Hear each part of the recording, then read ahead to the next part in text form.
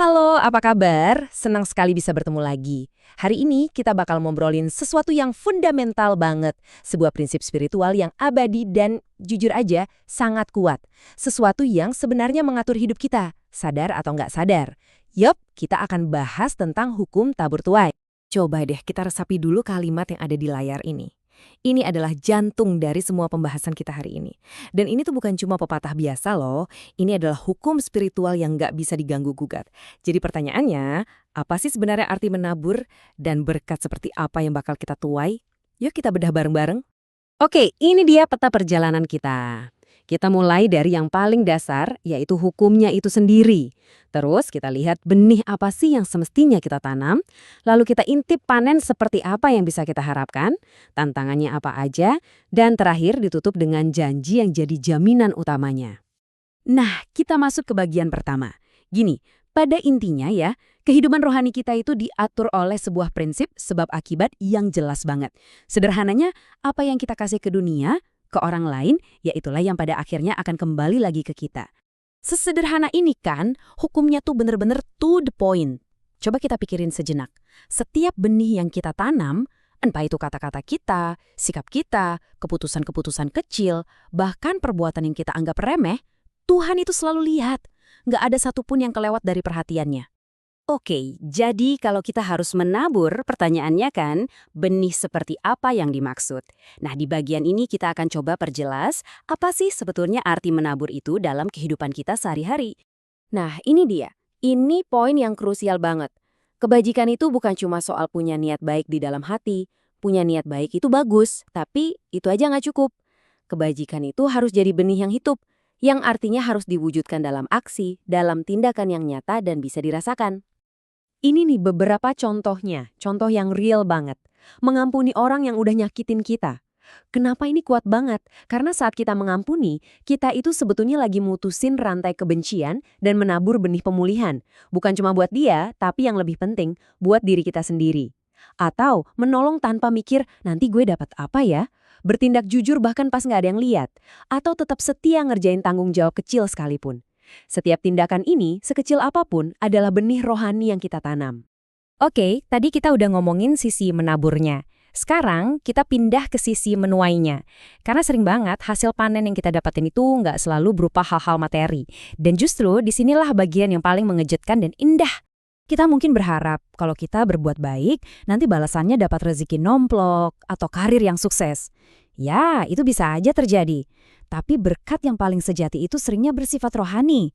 Kedamaian di dalam hati, karakter yang makin kuat, hal-hal yang sama sekali nggak bisa dibeli pakai uang tapi nilainya jauh, jauh lebih berharga. Panen-panen rohani inilah yang benar-benar mengubah hidup kita dari dalam. Saat kita setia menabur kebajikan, sadar nggak sadar, kita tuh lagi membangun fondasi spiritual yang super kokoh. Hasilnya bukan sesuatu yang bisa dihitung, tapi bisa dirasakan. Ketenangan pas dunia lagi kacau, hubungan yang tadinya rusak jadi pulih, dan yang paling penting, kita jadi makin sadar akan kehadiran Tuhan justru di saat-saat paling berat. Itulah panen yang sejati. Nah, sekarang kita sampai di sebuah tantangan yang sangat nyata. Sesuatu yang saya yakin kita semua pernah mengalaminya. Gimana kalau kita udah capek-capek menabur benih yang baik, tapi kok rasanya kayak nggak ada hasilnya sama sekali? Malah tanahnya keras. Pertanyaan ini wajar banget kan? Kita udah berusaha berbuat baik, malah dibalas pengkhianatan. Atau dicuekin, pasti muncul kan perasaan pengen nyerah? Keraguan mulai datang, jangan-jangan semua ini sia-sia. Dan inilah jawabannya. Iman itu ngajarin kita untuk mengalihkan fokus kita. Bukan lagi ke respons manusia, tapi ke janji Tuhan.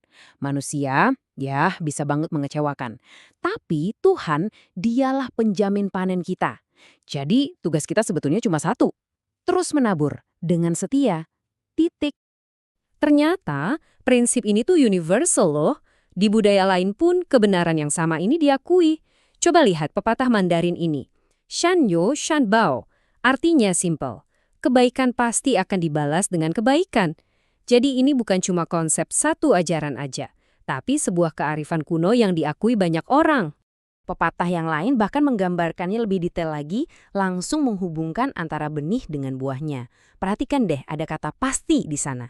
Ini menekankan adanya sebuah kepastian bahwa benih kebajikan yang kita tanam itu pasti akan menghasilkan buah berkat pada waktunya. Dan yang terakhir, pepatah ini ngasih kita perspektif waktu yang penting banget. Kebaikan yang kita lakukan hari ini, sekecil apapun itu, adalah investasi langsung untuk berkat yang akan kita terima besok. Ini ngingetin kita bahwa setiap tindakan kecil kita sekarang ini lagi ngebangun masa depan kita. Akhirnya kita sampai di bagian penutup. Bagian yang merangkum pesan inti dari semua ini, yaitu iman dan pengharapan dalam proses menabur. Inilah jaminan utama kita. Pesannya sederhana, tapi butuh kekuatan luar biasa untuk melakukannya. Jangan pernah lelah, jangan pernah bosan untuk terus melakukan yang baik. Teruslah menabur benih-benih kebajikan itu. Bahkan ketika nggak ada yang lihat, nggak ada yang tepuk tangan, apalagi ngasih penghargaan. Dan inilah jangkar iman kita. Kita harus selalu ingat, posisi kita ini hanyalah penabur. Ladang kehidupan ini milik Tuhan, dan dialah yang menjamin panennya.